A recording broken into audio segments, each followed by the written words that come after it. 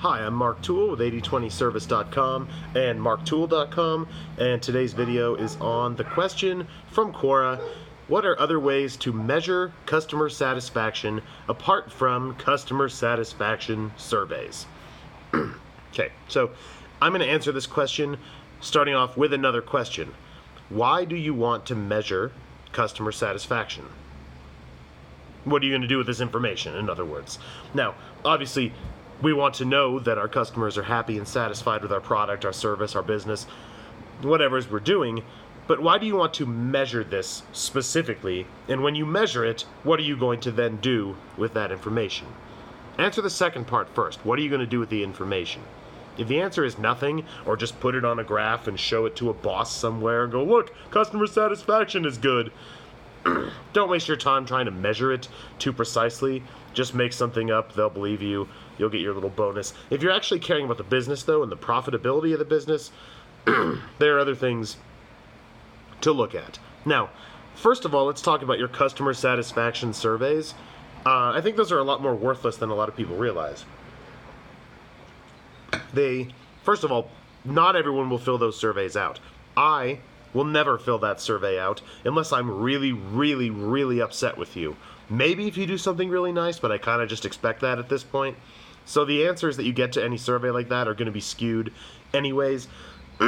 Maybe you know that. Maybe that's why you're asking this question in the way that you're asking it. What are other ways to measure customer satisfaction? The surveys, of course, the benefit to those is people will sell you this survey software and it'll give you a nice little graph and a percentage. You go, oh, look, I got this number to show my boss.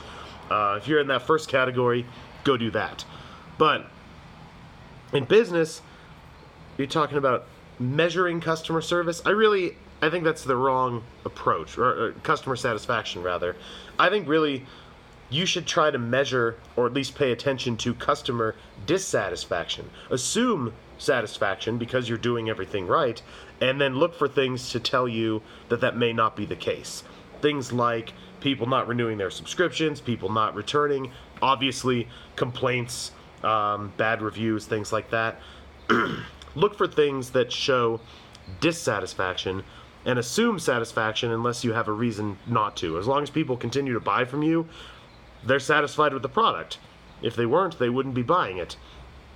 I mean, if they're giving you suggestions, hey, maybe I'd like it better if it had this, take that with a grain of salt, because there's a lot of people who like it just the way it is, who you never hear from.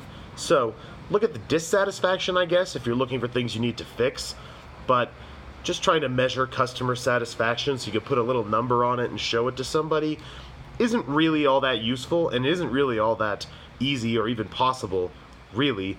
You can do these surveys, you're going to get biased, somewhat useless results. Instead, focus on the business, focus on the product.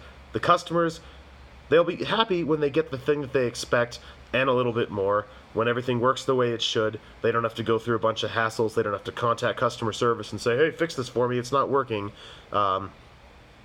That's customer satisfaction. If you get a lot of people coming to you saying, this thing is shit, I hate it, I want a refund, that's dissatisfaction.